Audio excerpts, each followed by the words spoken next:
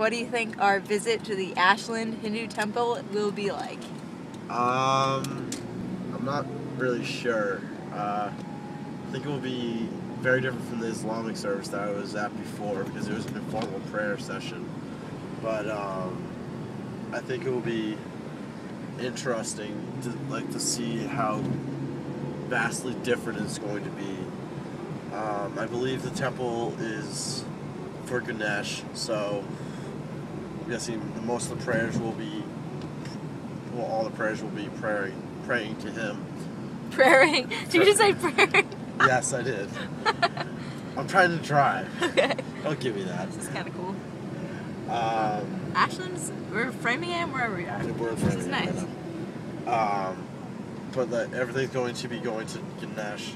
So I'm going to guess it's also because of that it's going to be a lot of students because since Ganesh is the god of knowledge. Cool. What about you? Well, I don't know how to videotape myself.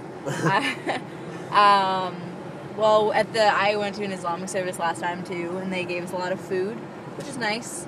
There will probably be food this time, which I would like to. Food this time. I would like to partake in that. I don't know if we're gonna get to go to the service or take a tour or whatever. I don't know.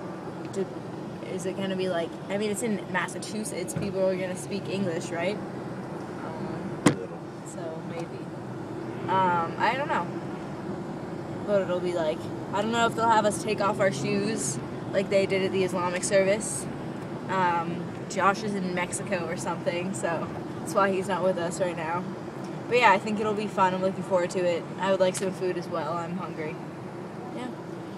Food would be very nice right now. Yes, it would. After a nice coffee. Yes. All right. I'm burning up in your car right now. Sorry. The fog is terrible. It's not my fault. What is this music we're listening to? Country, like always. Ugh. Oh. All right. Pedestrians. Hello. Crossing. Oh. Yay. Hello. All right. You're nope.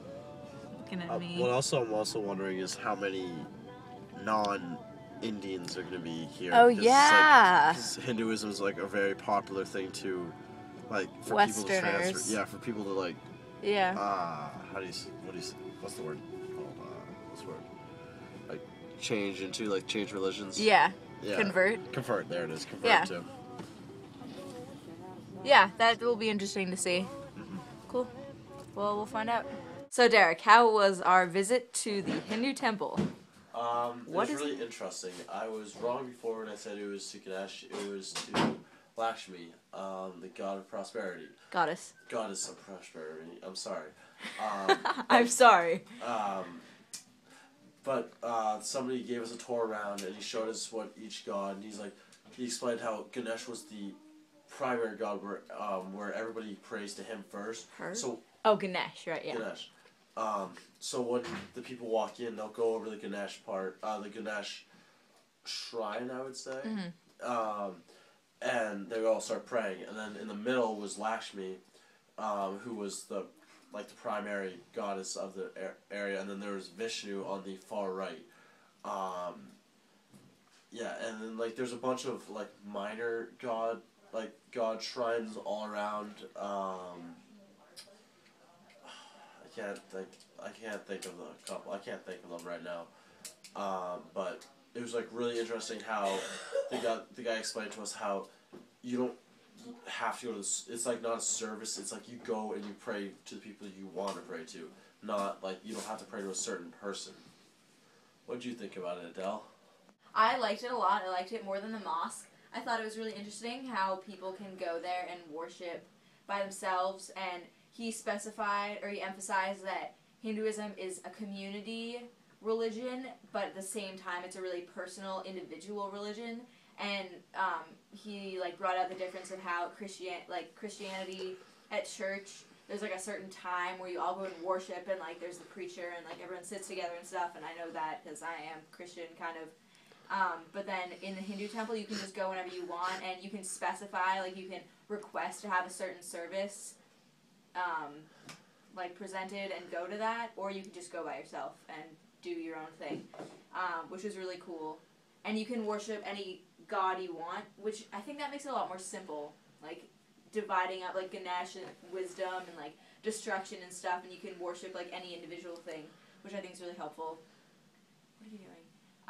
They gave us little packets of raisins, which at first I had no idea. When I looked at it from far away, I thought it was like a chocolate brownie. What are you doing? And but they're really good raisins, and they emphasize that when you leave the temple, you always should feel fulfilled in your stomach, your mind, and your... Can you stop doing everything I'm doing? Your stomach, your mind, and your soul should all be fulfilled, which is really cool. And we also took off our shoes to go there. I guess that's an Eastern thing. But I like it. I don't know. It's cool to see everyone's socks, you know, or bare feet, toenail polish, whatever.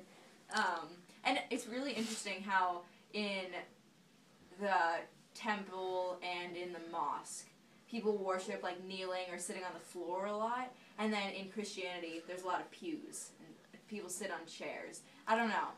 That's just an interesting difference. I don't know why it's like that. And then there was this bell that kept being... Or there were, like, 2 bells. And... Can you stop? Please? And people would ring them. Like, and we didn't really know why, so we asked. And the guy explained that you ring the bell after you're done worshiping, and it's kind of like a signal to the gods being like, I'm here, what's up, or, you know, because sound and light are really important in their religion, and so by ringing the bell, you're signifying that you are present and you were there. So it was really nice, it was very enjoyable, and besides that we had to wait for an hour and a half for the thing to open, sitting in the parking lot, it was a good time. Whose fault was that?